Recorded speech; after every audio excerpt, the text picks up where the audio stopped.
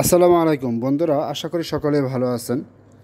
আজকে আমি আমার ভিডিওতে আলোচনা করব আমরা আমাদের কম্পিউটারের জন্য আসলে কেমন ধরনের র্যাম ক্রয় করব অথবা কেমন ধরনের র্যাম কিনব। তো বন্ধুরা, আমরা আমাদের কম্পিউটারে চাচ্ছি যে আমাদের বর্তমানে যে র্যামটি আছে, যে স্পিড আছে, সেই র্যামটিকে কিছু মডিফাই করতে অথবা কিছু আমাদের কম্পিউটার বা ডেস্কটপটাকে কিছু ফাস্ট করতে চাচ্ছি। সেক্ষেত্রে আমরা চাচ্ছি যে আমাদের পিসিতে নতুন র্যাম লাগাবো।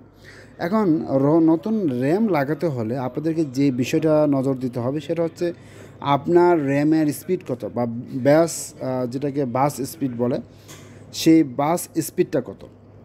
আপনি কিন্তু এই স্পিড না জেনেও কিন্তু বাজার থেকে র্যাম কিনতে পারবেন, তবে সেই র্যামগুলো কিন্তু আপনার যদি আপনার পিসির সাথে অ্যাডজাস্ট না হয় সেই ক্ষেত্রে কিন্তু আসলে আপনার পিসিটা আরও স্লো হয়ে যেতে পারে। যে কারণে আমি যেটা বলবো যে সেটা হচ্ছে অবশ্যই আপনারা আপনাদের পিসির যে র্যাম রয়েছে সেই র্যামের অরিজিনাল স্পিড কত সেই স্পিডটা জেনে, বাসের স্পিড জেনে তারপরে ক্রয় করবেন। তো সেই বাসের স্পিডটা জানতে হলে কিভাবে জানতে হবেন সেটি আজকে আমার ভিডিওতে দেখাবো। তাহলে প্রথমে আমাদেরকে যে কাজটি করতে হবে, আমরা আমাদের কিবোর্ড থেকে যে হোম বাটন আছে, হোম বাটনে ক্লিক করব। হোম বাটনে ক্লিক করলে নিচে দেখুন এরকম সার্চ বাটন চলে আসছে। তো এই সার্চ বাটনে এসে আমরা লিখব সিডিএম। সিডিএম লেখে অর্থাৎ হচ্ছে কমান্ড প্রম্পট। হ্যাঁ, কমান্ড প্রম্পট লিখলেই চলে আসবে।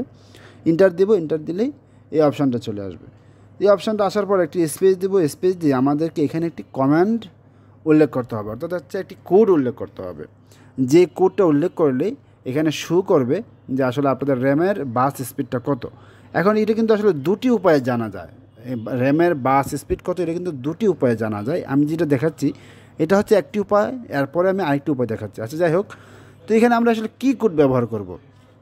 আমরা আপনাদের জন্য আমি একটা কোড লিখে রেখেছি। এই যে দেখতে পাচ্ছেন WMIC মেমোরি চিপ। এখানে কিন্তু কোনো স্পেস দিবেন না, হ্যাঁ, শুধু এই একটাতে স্পেস আছে। WMIC space memory chip space get space speed. এই যে কোডটা, এই কোডটা আপনারা লিখবেন। লিখে কোথায় লিখবেন, যে এখানে লিখবেন। এখানে কিন্তু লেখার আগে একটি স্পেস দিবেন। লিখে আমি এখানে বসালাম। বসানোর পরে আমি এখান থেকে এন্টার প্রেস করব। তো এন্টার প্রেস করার পর এখানে আমার চলে আসছে আমার র্যামের বাস স্পিড হচ্ছে 2400। এখন বন্ধুরা, আমাকে দেখতে হবে যে আসলে কি আমার র্যামের বাস স্পিডটা কি এত। আমি আমার সেকেন্ড পদ্ধতিটা আমি অ্যাপ্লাই করব এবং এটার সাথে আমি কম্পেয়ার করব যে আসলে আমার র্যামের বাস স্পিডটা ঠিক আছে কিনা, বা যে রেজাল্টটা আসছে রেজাল্টটা ঠিক কিনা। তো যেটা আমাদেরকে করতে হবে, আমরা এই যে দেখতে পাচ্ছেন এখান থেকে আমরা মাউসের রাইট বাটনে ক্লিক করব। রাইট বাটনে ক্লিক করলে এখান থেকে আমরা একটা অপশানে যাব। সেই অপশানটা হচ্ছে টাস্ক ম্যানেজার। ওকে, তো টাস্ক ম্যানেজার আসলে এখানে অনেকগুলো অপশান চলে আসবে। হয়তোবা আপনাদের যারা নতুন আছেন, বা হয়তোবা আপনাদের এরকম আসতে পারে। ঠিক আছে, হয়তোবা আপনাদের এরকম আসতে পারে, সবার একই রকম আসে না। আপনি এখান থেকে এই যে মোর ডিটেলসে চলে যাবেন। মোর ডিটেলসে আসলে এখান থেকে যখন অনেকগুলো অপশন দেখবেন, এই অনেকগুলো অপশন থেকে আপনি উপরে যে দেখুন মেনু বারটা রয়েছে, মেনু বার থেকে পারফরমেন্সে চলে যাবেন। তো পারফরমেন্সে আসার পর আপনার যে সিপিউর বা ডেস্কটপে যে দেখুন অনেক কিছু দেখাচ্ছে, সিপিইউ, মেমোরি, ডিস্ক। আপনি এখান থেকে সবগুলো থেকে মেমোরি যে অপশনটা, এই অপশনটাতে আমরা ক্লিক করব।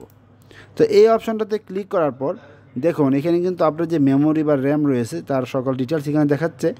আমার দেখানোর পর হাতের ডান পাশে দেখুন স্পিড 2400 দেখাচ্ছে। স্পিড 2400, যেমন আগের আমার কমান্ডের স্পিড ছিল 2400। এখন আমার ডেস্কটপের যে সেটিং বা টাস্ক ম্যানেজার সেখানে আসার পরে দেখলাম 2400, অর্থাৎ আমার র্যামের বাস স্পিড হচ্ছে 2400। তো এখন আমি যখন বাজার থেকে র্যাম কিনবো, আমি এই স্পিড অনুযায়ী বাজার থেকে র্যাম কিনবো। তো বন্ধুরা, আশা করি আপনারা অনেক উপকৃত হবেন।